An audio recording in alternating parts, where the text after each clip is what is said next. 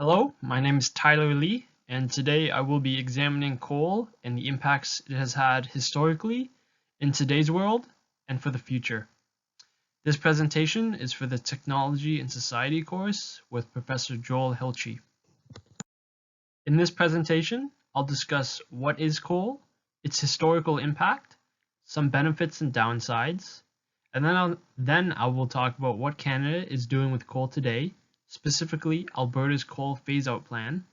I'll then discuss Germany and China's coal, some interpretation, and what I would do. So to begin, I'll talk about what exactly is coal. Coal is a black sedimentary rock composed mainly of carbon and various other hydrocarbons. It is not a uniform substance, and it contains a wide variety of other minerals and elements. Coal was formed over millions of years when dead plant matter died in swampy forests, resulting in peat. Over time, dirt and rock covered the plants, and over millions of years, heat and pressure transformed it into coal. Thus, when coal is burned, the energy stored by these plants is released. Coal is currently the most plentiful fossil fuel on Earth. There are four main types of coal in ascending order of carbon content. Lignite, which has the lowest carbon content and is used exclusively for power generation. Subbitmus, bitmus, and anthracite coal, which has the highest carbon content and is used exclusively in the metal industry. So, to understand the widespread adoption of coal technology around the world, we need to go back to the Industrial Revolution. While coal has been used for thousands of years by humans, coal as a viable power source only really occurred around the late 1700s and early 1800s, with the advent and adoption of the steam engine in Great Britain and North America. The steam engine used coal to boil water into steam, and the resulting pressure to push a piston and transform it into work.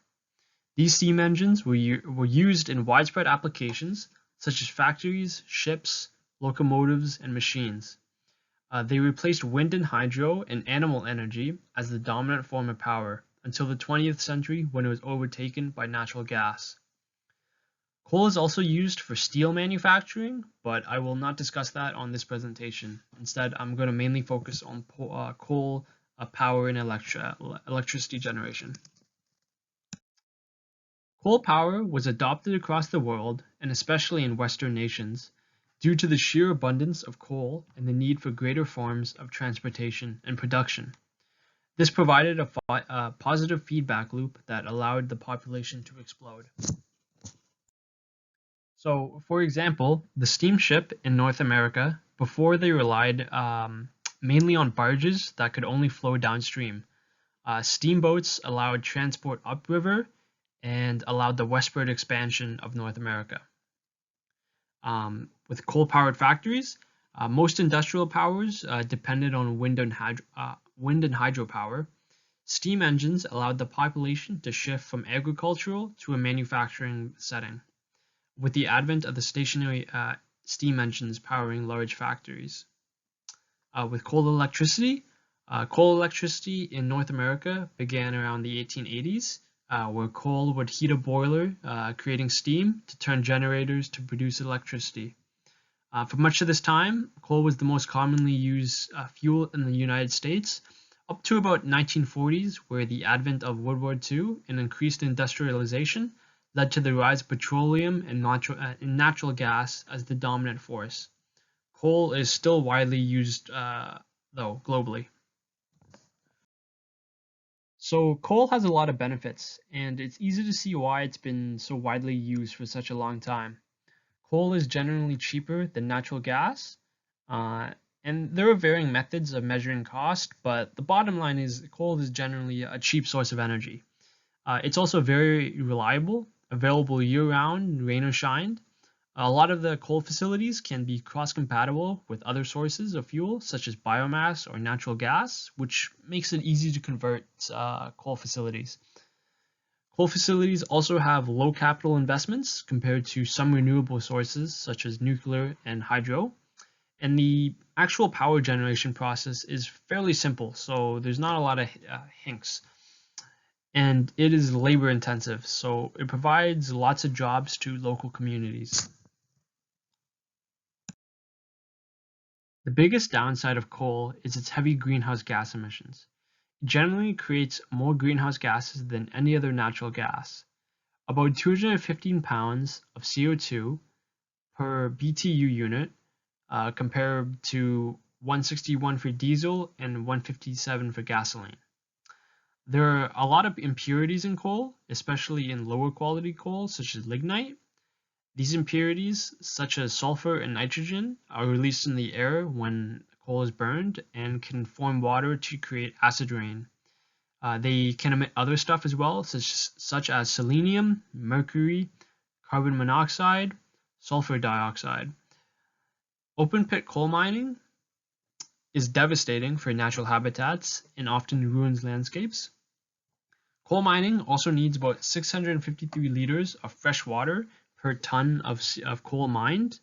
And coal mines actually wash their coal with water to remove impurities such as sand, dirt, and heavy metals. This creates a very acidic water that is often released back into the environment. Canada contains 0.6% of the world's coal.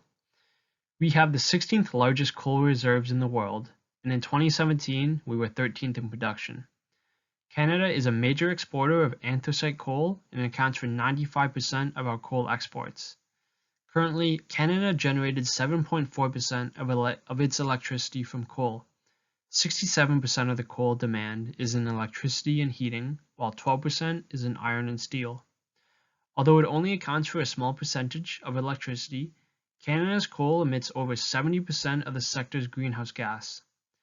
Coal production is split fairly evenly for coal for metallurgical uses and coal used for electricity, but metallurgical coal production is planning to remain pretty stable in the upcoming years, but thermal coal is heading out. So in 2014, Ontario became the first jurisdiction in North America to eliminate coal from electricity generation, with over 96% of its power coming from non-emitting sources, primarily nuclear and hydro. In 2016, Canada committed to phasing out coal-fired electricity that does not have carbon capture technology by 2030. Carbon capture means capturing CO2 from coal emissions, compressing it, and sending it deep underground. This coal phase-out was in line with the national climate change commitment of 90% of non-emitting electricity. Currently, only 4 provinces use coal-powered electricity: New Brunswick, Nova Scotia, Alberta, and Saskatchewan. But in all these provinces, they rely heavily on coal. As you can see in the graph below, New Brunswick at 18%, Nova Scotia at 63%, Alberta at 43%, and Saskatchewan 44%. To be able to transition away from coal, Canada needs to replace the energy lost from shutting down these coal plants. We are investing in strategic infrastructure and renewable technology, and they are also investing in support for electricity transmission to allow provinces to trade with one another. But as we will discuss, at least in the short term, much of the energy vacuum will be supplied by natural gas. So to help illustrate some of the political, environmental, and societal factors, we'll walk through what Alberta is doing in the coal phase-out. In 2012, federal government regulations meant 12 of the 18 coal-fired plants will have to shut down by 2030 that do not have carbon capture technology. In 2016, the NDP provincial government accelerated this process, working with corporations to retire the other 6 coal plants that were not affected by federal regulations. Most of these plants have plans to retire by 2023, earlier than the 2030 deadline. And carbon capture technology is not in the government's plan because it's a very expensive process to do. Many of Alberta's communities rely heavily upon coal for their livelihoods. Power plants and coal mines are some of Alberta's largest industries, and there is more energy in Alberta's coal than its oil, gas, and bitumen combined, and it's cheap. According to Alberta's Environment Minister, Shannon Phillips, Alberta will replace coal with a mix of natural gas and renewable energy, like wind and solar. The coal's market in Alberta has steadily declined since 1980, When coal provided over 80%, now it's around 43%. And over half of Albertans approve the shift away from coal, but also many oppose it. They are mainly people who are directly affected by it, and they predict higher energy prices and many rural communities who depend on the industry to wither away. So Alberta's electricity market is deregulated and is mainly done by private corporations, unlike Ontario, which is mainly done by the provincial government. As I said before, 12 out of the 18 plants are shutting down due to federal regulations. 6, however, are not affected by these rules and were allowed to function until 2061 at the time of construction. To close these down by 2030, the provincial government is compensating the 3 companies who own them: TransAlta, ATCO, and Capital Power. These are the 3 biggest power companies in Alberta. And when I say retire coal facility, in actuality, most of these facilities are just being converted to natural gas. So the facilities aren't necessarily being shut down, they just won't use coal anymore. So the government is currently going to pay them $97 million annually until 2030, totaling $1.36 billion. In exchange for the compensation, these companies pledge to keep their headquarters and a certain number of employees in Alberta, and to help support communities affected by the coal shutdown. Alberta is planning on paying these companies using carbon tax revenue, so it's not necessarily coming out of the province's pocket. In 2017, the coal industry employed 2% of Alberta's workforce. There are 20 municipalities and First Nation regions that are directly impacted by the coal phase-out. Most are rural communities, but some are larger towns close to major cities. It is currently predicted that 80% of the coal-based jobs will be lost, most of which by 2023. Already, TransAlta and ATCO, the 2 biggest companies, have lost about 20% of their workforce in 2018. But with the job loss, it is predicted that the majority of them can be made up with the increase of natural gas-related jobs. Alberta's government has allocated $40 million to aid in transitioning workers and communities.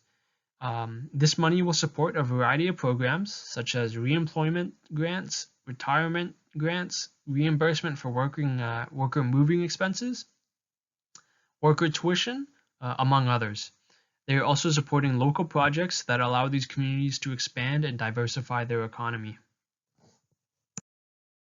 So the main benefit of transitioning is obviously the environmental effects. It's estimated that it will save about 20 million tons of CO2 pollution in 2030. This is down from 45 million tons in 2016. This will help reduce air pollution, as Alberta's cities have some of the worst air pollution rates in Canada, and as an extension, reducing air pollution can help save money on healthcare. Another benefit is marginally increased energy prices. Although technically a downside, having energy prices that only slightly increased opposed to double or triple is a great benefit, and it makes it far more attractive for the average consumer. And lastly, because the government is funding from carbon tax, which they tax on all residents and corporations, it's good that the money is being reinvested into a green project in the green community. So a big criticism with this phase out is that it replaces coal with natural gas and not a renewable source. While natural gas is better environmentally than coal, it's not exactly a solution. The world needs deep cuts in greenhouse gas emissions to have any real impact. There will also be job and community losses. While the government can help support these communities, the fact is that many communities and workers rely heavily on coal for their livelihoods, and phasing it out disrupts that. Workers will have to be laid off, maybe some now are too old to be hired back, and many will have to move. Also, this coal phase out is expensive. The agency that oversees the province's grid estimates that it will cost 20 to 30 billion to replace the coal plants and meet renewable energy targets. So for China, in 2019, 58% of the energy consumption was from coal.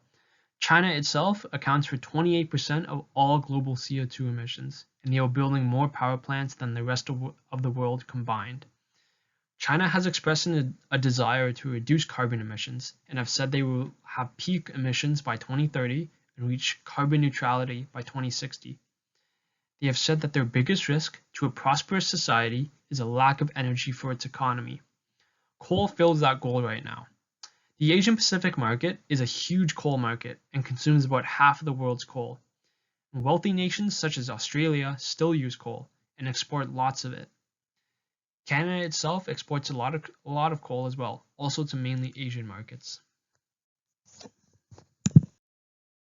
So Germany, the largest European economy, failed their 2020 climate change commitments and are now looking at a 2038 commitment. And they're spending over 44 billion to quit coal. Currently, their coal usage is around 29%. Germany does not have gas reserves like Canada and has been looking to phase out nuclear energy due to the stigma behind it. They plan to shut down their nuclear plants by 2022. Also, due to their energy goals focusing on renewables, energy prices have almost doubled between 2000 and 2015. An interesting story, this February, European ice storms meant many of its solar panels and wind turbines were frozen or covered in snow, and they were rendered useless. Germany then had to backtrack and rely on coal for its electricity needs. Based on coal phase-outs in Canada and across the globe, to phase out coal, a country needs certain requirements. It requires it to have a very strong economy. Developing countries cannot afford to invest in renewable technology, and it's just not realistic, especially if they have large coal reserves. They also generally need to have public support, which often many people do, and people who oppose it are generally directly affected by it, and are usually in the minority. Countries may also need to pick between a lesser evil. It may not be the solution, but natural gas is better than coal, and in some countries, a majority renewable energy share is just not physically viable.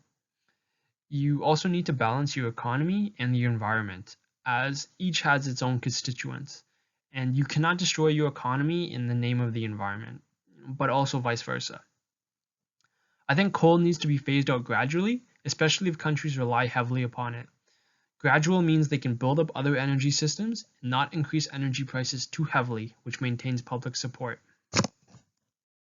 I think it's pretty clear that coal is detrimental to the environment, and it will be beneficial to phase it out. But I'm going to go against the grain here and say phasing out coal should not be a priority for most countries. I do think what Canada is doing is good, though, but we are in a unique situation. We have extensive natural resources that can replace coal, such as our oil reserves, uranium deposits for nuclear, extensive river systems for hydro. Most countries don't have that, and currently most renewable technology, especially wind and solar, I don't see as a viable majority energy source. Nuclear and hydro are good, but a lot of countries have a nuclear stigma, especially with the 2011 Fukushima disaster, or they just can't afford it. Hydropower hydropower disrupts ecosystems, and not all countries have enough water systems to support that either. When I look at the Asian Pacific market, which we don't really have much control over besides our exports, and see they're consuming coal at rates that make Canada seem like nothing, it puts me in the mindset of mitigation versus prevention. I think we should be focusing on more short-term problems that have more immediate effects, and not necessarily climate change either. Problems such as overfishing, animal agriculture, poverty. When I see these countries spending billions of dollars revamping their energy systems or developing new energy technologies, sure, it's good, but would it really change much? China is pumping out more CO2 in a day than we'd save in a month.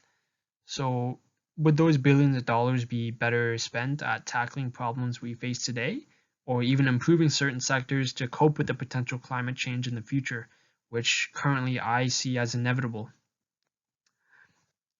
Also, even if we removed coal from power generation entirely, there is still a need for coal for steel manufacturing, where it is required and used extensively.